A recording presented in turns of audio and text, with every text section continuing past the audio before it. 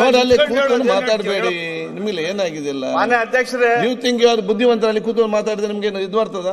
ಏನು people laugh at you. ಅಲ್ಲಿ ಅವ್ರು ಇದು ಮಾತಾಡ್ತಾರೆ, ಸುಮ್ಮನೆ ಕೂತ್ಕೊಳ್ಳಿ. ಮಾನ್ಯ ಅಧ್ಯಕ್ಷರೇ, ಒಳ್ಳೆ ವಿಷಯಗಳ ಬಗ್ಗೆ ಚರ್ಚೆ ಆಗ್ಬೇಕಾರ ಯಾರಾದ್ರೂ ಸದಸ್ಯರು ಎದ್ದು ನಿಂತರ ಜನರಿಗೆ ಉಪಯೋಗ ಆಗ್ತೈತಿ, ಇಂಟ್ರೆಸ್ಟ್ ಇದ್ದವ್ರಿಗೆ ಒಳ್ಳೇದಾಗ್ತೈತಿ ಅಂತ ನೀವು ಪ್ರಿಯಾಂಕ ಖರ್ಗೆ ಅವರಿಗೆ ಅಲೋ ಮಾಡಿಕೊಟ್ರಿ. ಎಲ್ಲರಿಗೂ ಹೇಳಿದೆ, ಅದರಲ್ಲಿ ನನಗೇನಿಲ್ಲ. ಅವ್ರು ಯಾವಾಗ ಹೇಳ್ತಾರೆ ನೀವು ಅವ್ರಿಗೆ ಇಂಟ್ರೆಸ್ಟ್ ಇದ್ದವ್ರಿಗೆ ಅದು ಬಿಟ್ಟು ನಾವು ಒಪ್ತೇನೆ.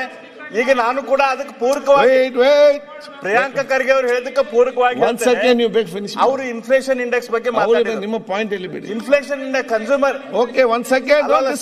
ಕನ್ಸ್ಯೂಮರ್ ಇಂಡೆಕ್ಸ್ ಇಸ್ ನೀವು ಇದರ ಬಗ್ಗೆ ಸಬ್ಜೆಕ್ಟ್ ಮಾಡಬೇಡಿ. ಖರ್ಗೆ ಅವರು ನೋಡಿ ನಿಮ್ಮ ಪಾಯಿಂಟ್ ಅಲ್ಲಿ ಬಿಡಿ. ಪಾಯಿಂಟ್ ಅದು ಅವ್ರ ಚರ್ಚೆ ಹಾಕಿ ಅದನ್ನ ನಿಮ್ಮ ಪಾಯಿಂಟ್ ಹೇಳಿ. ಈಗ ಅವ್ರು UPA ಇದ್ದಾಗ, ಮನಮೋಹನ್ ಸಿಂಗ್ ಇದ್ದಾಗ, ಸೋನಿಯಾ ಗಾಂಧಿ ಆಡಳಿತ ಮಾಡ್ತಿದ್ದಾಗ 8ರಿಂದ 9% ಇನ್ಫ್ಲೇಷನ್ ಇತ್ತು ರಾಜ್ಯದ ದೇಶದಲ್ಲಿ RBI ಫಿಗರ್ ಪ್ರಕಾರ. ಇವತ್ತು 4ರಿಂದ 5% ತನಕ ಎವರೇಜ್ ಇನ್ಫ್ಲೇಷನ್ ಇದೆ ಮೋದಿ ಅವ್ರ ಸರ್ಕಾರಕ್ಕೆ ಬಂದ್ಮೇಲೆ. ಇನ್ಫ್ಲೇಷನ್ ಪೂರ್ತಿ ದೇಶದಲ್ಲಿ ಕಡಿಮೆ ಆಗಿದೆ. ಅದ್ರ ಬಗ್ಗೆ ಮಾತಾಡ್ಬೇಕಲ್ಲ. ಮಾತಾಡಿದ್ರು ಸುರೇಶ್ ಕುಮಾರ್ ಮಾತಾಡಿ. ಸೈಲೆಂಟ್ ಸುರೇಶ್ ಕುಮಾರ್. ಖುಷಿಯಾಗಿದೆ. ಸರಿ ಆಯ್ತು, ಎಷ್ಟು ಚೆನ್ನಾಗಿ ಒಪ್ಕೊಳ್ತೀರ ಮಾತು ಮುಗಿಸೋಕ್ಕೋಸ್ಕರ ಅಂತ. ಸರ್, ಈಗ ಒಂದು ಬೆಲೆ ಏರಿಕೆ ಯಾವ ರೀತಿ ಮಾಡಿ ಜನಸಾಮಾನ್ಯರ ಜೊತೆ ಇವರು ಚೆಲ್ಲಾಟ ಆಡ್ತಾ ಇದ್ದಾರೆ ಅಂತ ಒಂದು ಹೇಳಿದೆ. ಎರಡನೇದು, ಈ ಸರ್ಕಾರ ನ್ಯಾಯಾಂಗ ಆಯೋಗಗಳ ಸರ್ಕಾರ. ಒಂದು ಇಂಗ್ಲಿಷಲ್ಲಿ ಒಂದು ಮಾತಿದೆ, if you cannot commit it ಅಂತ. ಯಾವ್ದಾದ್ರು ಒಂದು ಕೆಲಸ ಆಗದೆ ಕಮಿಟಿ ಮಾಡ್ಬಿಡಿ, ಅದೊಂದು ಆಗ್ಬಿಡ್ಲಿ ಅಂತ. ಹಿಂದೆ ಸಿದ್ದರಾಮಯ್ಯನವರು ಮುಖ್ಯಮಂತ್ರಿಗಳಾಗಿದ್ದಾಗ ಒಂದು ದೊಡ್ಡ ಶಬ್ದ ಇಡೀ ರಾಜ್ಯದಲ್ಲಿ ಸದ್ದು ಮಾಡ್ತಾ ಇತ್ತು, ರೀಡು ಅಂತ. ರೀಡು. ಆಗ ಜಸ್ಟಿಸ್ ಕೆಂಪಣ್ಣ ಅವರು ಒಂದು ಆಯೋಗ ಮಾಡಿದ್ರು. ಆ ಆಯೋಗ ವರದಿ ಕೊಡ್ತು. ವರದಿ ಏನಾಯ್ತು ಯಾರಿಗೂ ಕೂಡ ಗೊತ್ತಿಲ್ಲ. ಅದಾದ್ಮೇಲೆ ನಮ್ಮ ಸರ್ಕಾರ ಇದ್ದಾಗ ನೀವೊಂದು ಅಪರೂಪವಾದ ಒಂದು ಕ್ಯಾಂಪೇನ್ ಮಾಡಿದ್ರಿ. ಒಬ್ರು ಯಾರೋ ಕಾಂಟ್ರಾಕ್ಟರ್ಸ್ ಅಸೋಸಿಯೇಷನ್ದು ಲೆಟರ್ ಹೆಡ್ ನೋಡ್ಕೊಂಡು 40% ಸರ್ಕಾರ ಅಂತ ಮಾಡಿ ಎಲ್ಲಾ ಕಡೆ ಪೋಸ್ಟರ್ ಅಂಟಿಸಿ ಇನ್ನೂ ಒಂದು ಹೆಜ್ಜೆ ಮುಂದೆ ಹೋಗಿ ಪೇ CM ಅಂತ ಒಂದು ಕ್ಯಾಂಪೇನ್ ಮಾಡಿದ್ರಿ ವಿತೌಟ್ ಎನಿ ಬೇಸಿಸ್. ಅದಾದ್ಮೇಲೆ ಅದನ್ನೇ ಚುನಾವಣಾ ವಿಷಯವನ್ನಾಗೂ ಕೂಡ ಇಟ್ಕೊಂಡ್ರಿ. ಬಂದ್ಬಿಟ್ಟು ನ್ಯಾಯಮೂರ್ತಿ ನಾಗಮೋಹನ್ ದಾಸ್ ಅವರ ಆಯೋಗ ಮಾಡಿದ್ರಿ. 40% ಇದ್ರ ಬಗ್ಗೆ ಎಲ್ಲ ಮಾಹಿತಿ ಕೊಡಬೇಕು ಅಂತ. ಏನಾಯ್ತು?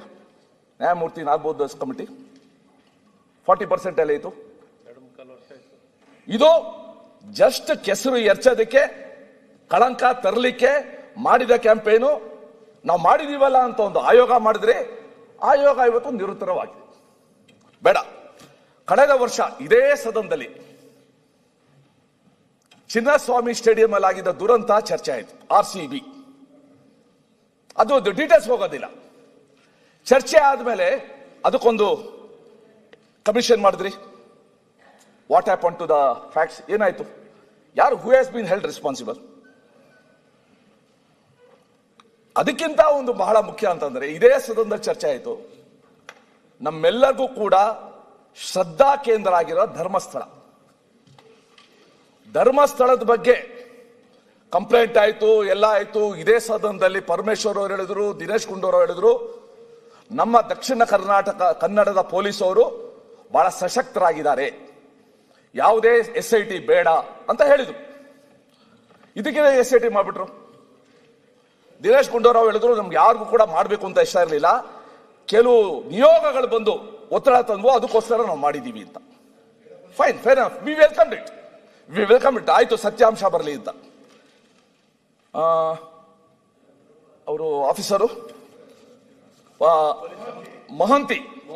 ಮೊಹಂತಿಯವರ ನೇತೃತ್ವದಲ್ಲಿ ನೀವು ಒಂದು ಕಮಿಟಿ ಮಾಡಿದ್ರಿ. ಆ ಕಮಿಟಿನಲ್ಲಿ DGP ಪ್ರಣಬ್ ಮೊಹಂತಿ, ಪೊಲೀಸ್ ಮಹಾನಿರ್ದೇಶಕರು ಆಂತರಿಕ ಭದ್ರತಾ ವಿಭಾಗ SIT ಮುಖ್ಯಸ್ಥ DIG MN ಅನುಚೇತ್, ಪೊಲೀಸ್ ಉಪಮಹಾ ನಿರೀಕ್ಷಕರು DIG ಅವರು ಅದರಿಂದ ಆಚೆ ಬಂದರು. ಸೌಮ್ಯಲತಾ SK IPS ಅಧಿಕಾರಿ, ನಗರ ಸಶಸ್ತ್ರ ಪಡೆ ಕೇಂದ್ರ ಕಚೇರಿ, ಅದರಿಂದ ಅವರು ಆಚೆ ಬಂದರು. SIT ಯಾಕೆ ರಚಿಸಿದ್ರು? ಅವತ್ತು ಹಲವು ವರ್ಷಗಳಿಂದ ವರದಿಯಾಗಿರುವ ಅನುಮಾನಾಸ್ಪದ ಸಾವುಗಳ ಆರೋಪಗಳು, ಸ್ಥಳೀಯ ಪೊಲೀಸರಿಂದ ಪ್ರಕರಣಗಳನ್ನು ಮುಚ್ಚಿ ಹಾಕಲಾಗಿದೆ ಅಥವಾ ಸರಿಯಾದ ತನಿಖೆ ನಡೆದಿಲ್ಲ ಎಂಬ ಆರೋಪ, ಸಾರ್ವಜನಿಕ ಹಿತಾಸಕ್ತಿ ಅರ್ಜಿಗಳು ಮತ್ತು ಸಾಮಾಜಿಕ ಕಾರ್ಯಕರ್ತರ ಒತ್ತಾಯ, ಆ ಪ್ರದೇಶದಲ್ಲಿ ಒಂದು ಸಂಸ್ಥೆಯ ಒಂದು ಇನ್ಸ್ಟಿಟ್ಯೂಷನ್ ಪ್ರಭಾವ ಇದೆ ಎಂಬ ರಾಜಕೀಯ ಒತ್ತಡ, ಈ ರೀತಿ ಮಾಡಿ ಒಂದು ಎನ್ಕ್ವೈರಿ ಕಮಿಷನ್ ಮಾಡಿದ್ರು. ನಮಗೂ ಕೂಡ ಆಯ್ತು, ಮಾಡಲಿ, ಒಂದು ಸತ್ಯಾಸತ್ಯತೆ ನಾವೆಲ್ಲೂ ಕೂಡ ವಿರೋಧಿಸಲಿಲ್ಲ. ಇನ್ನೊಂದು ಹೆಜ್ಜೆ ಮುಂತಾಯಿತು. ಧರ್ಮಸ್ಥಳದಂತಹ ಅತಿ ಸಂವೇದನಾಶೀಲ ಪ್ರಭಾವಶಾಲಿ ಪ್ರಕರಣದಲ್ಲಿ ಸಾಮಾನ್ಯ ಪೊಲೀಸ್ ತನಿಖೆಯಿಂದ ಸಾರ್ವಜನಿಕ ನಂಬಿಕೆ ಮೂಡದು ಎಂಬುದು ರಾಜ್ಯ ಸರ್ಕಾರದ ವಾದ ಆಗಿತ್ತು.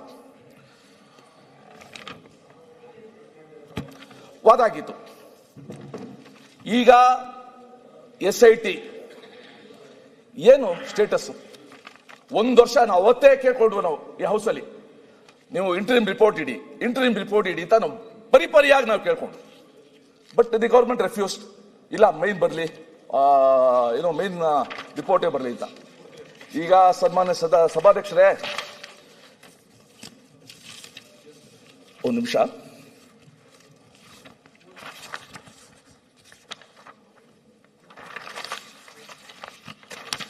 ಈಗ ಧರ್ಮಸ್ಥಳದ ಬಗ್ಗೆ SIT ಆಯಿತು, ಅದು ಯಾರೋ ಮುಸುಕುದಾರಿ ಬುರುಡೆ, ಅದೊಂದು ದೊಡ್ಡ ರಾಮಾಯಣ. ಅದು ಅವ್ರನ್ನೇನೋ ಅರೆಸ್ಟ್ ಮಾಡಿದ್ರು, ಅವ್ರನ್ನ ಬಿಟ್ರು, ಗಡಿಪಾರು ಮಾಡಿದ್ರು, ಬಿಟ್ರು, ಅದೇನೋ ನಡೀತಾ ಇದೆ, ಅವೆಲ್ಲ ಪೇಪರ್ ಓದ್ತಾ ಇದೀವಿ. ಆದ್ರೆ ಸರ್ಕಾರ ರಚಿಸಿದ SIT ರಿಪೋರ್ಟ್ ಏನು, ಯಾಕೆ ಇನ್ನೂ ಕೂಡ ಬಂದಿಲ್ಲ? ಯಾಕಂದ್ರೆ ಇಡೀ ಜನ ಸಮುದಾಯದಲ್ಲೇ ಒಂದು ಶ್ರದ್ಧಾ ಕೇಂದ್ರದ ಬಗ್ಗೆ ಶಂಕೆ ಬರಂಗೆ, ಅಪನಂಬಿಕೆ ಬರಂಗೆ ನಾನು ನೋಡಿದ್ದೀನಿ. ಅದು ಒಂದು ಹೇಳ್ಕೊಂಡ್ರು, ಧರ್ಮಸ್ಥಳಕ್ಕೆ ಹೋಗೋ ಜನ ಸಂಖ್ಯೆನೇ ಕಡಿಮೆ ಆಗ್ಬಿಟ್ಟಿದೆ ಅಂತ ಹೆಮ್ಮೆಯಿಂದ ಹೇಳ್ಕೊಂಡ್ರು. ಸರ್, ನಾವು ಒಂದು ಹೇಳ್ತೀವಿ ಸರ್, ಯಾರೂ ಇಲ್ಲದೆ ಇರೋರಿಗೆ ಧರ್ಮಸ್ಥಳ ಅನ್ನೋದು ಒಂದು ಭರವಸೆ ಕೇಂದ್ರ, ನಂಬಿಕೆ ಕೇಂದ್ರ. ಇದಾನಪ್ಪ ನಮ್ಮ ಮಂಜಣ್ಣ ಅಂತ, ಮಂಜಪ್ಪ ಇದ್ದಾರೆ ಅಂತ. ಆ ನಂಬಿಕೆನೇ ಛಿದ್ರ ಮಾಡಕ್ ಹೊರಟ್ರಲ್ಲ ಇವರು. ಅದ್ರ ಬಗ್ಗೆ SIT ಮಾಡಿದ್ರಲ್ಲ, wares the report? What has happen? ಇನ್ನೂ ಕೂಡ ಧರ್ಮಸ್ಥಳ ಕಳಂಕ ಎತ್ಕೊಂಡೆ ಓಡಾಡ್ಬೇಕಾ? ಗಡಿಪಾರು ಆದ ಆ ವ್ಯಕ್ತಿ ಅದೇ ಬೆಳ್ತಂಗಡಿ ಪೊಲೀಸರಿಗೆ ಇವತ್ತು ಕೂಡ ಚಳ್ಳೆಯನ್ನೇ ತೀರಿಸ್ತಾ ಇದ್ದಾರೆ. ಸುಪ್ರೀಂ ಕೋರ್ಟ್ ಹೋಗಿತ್ತಿದ್ದು. ಸುಪ್ರೀಂ ಕೋರ್ಟ್ ಅಲ್ಲಿ ಜಡ್ಜ್ ಹೇಳಿದ್ರು, ಇದು PIL ಅಲ್ಲ, ಇದು ಪಬ್ಲಿಕ್ ಇಂಟ್ರೆಸ್ಟ್ ಲಿಟಿಗೇಷನ್ ಅಲ್ಲ, ಇದು ಪೈಸಾ ವಸೂಲ್ ಲಿಟಿಗೇಷನ್ ಅಂತ. ನಾನು ಹೇಳ್ತಾ ಇರೋದಲ್ಲ, ಸುಪ್ರೀಂ ಕೋರ್ಟ್ ಹೇಳಿರೋದು ಪೈಸಾ ವಸೂಲ್ ಲಿಟಿಗೇಷನ್ ಅಂತ. ಅದನ್ನ ಮಾಡುವಾಗ ಕನಿಷ್ಠ ವಿವೇಚನೆ ನೋಡಿಕೊಂಡು, ರಾಜ್ಯದ ಭಾವನೆ ನೋಡಿಕೊಂಡು ಸರ್ಕಾರ ಮುಂದೆ ಹೆಜ್ಜೆ ಇಡಬೇಕಾಗಿತ್ತು. ಅವ್ರು ಮಾಡಲಿಲ್ಲ. ಈಗ ನಿಮ್ಮ ಸಲಹೆ ಏನು? ಅದೇ ಹೇಳ್ತೀನಿ, ರಿಪೋರ್ಟ್ ಹಿಡಿ ಅಂತ. ನೀವು ನಿರ್ಭೀತ, ನಿಷ್ಪಕ್ಷಪಾತ, ವಿಶ್ವಾಸಾರ್ಹ ಸುದ್ದಿಗಳಿಗೆ ಮತ್ತೊಂದು ಹೆಸರಾಗಿರುವ News18 ಕನ್ನಡ ಈಗ ಆಪ್ನಲ್ಲೂ ಲಭ್ಯವಿದೆ. ದಯವಿಟ್ಟು ಇಲ್ಲಿರುವ QR ಕೋಡ್ ಸ್ಕ್ಯಾನ್ ಮಾಡಿಕೊಂಡು ಆಪ್ ಡೌನ್ಲೋಡ್ ಮಾಡೋದಕ್ಕೆ ಮರಿಬೇಡಿ. ನಿಮ್ಮ ಬೆಂಬಲ ಹೀಗೆ ಸದಾ ನಮ್ಮೊಂದಿಗಿರಲಿ. ಧನ್ಯವಾದ.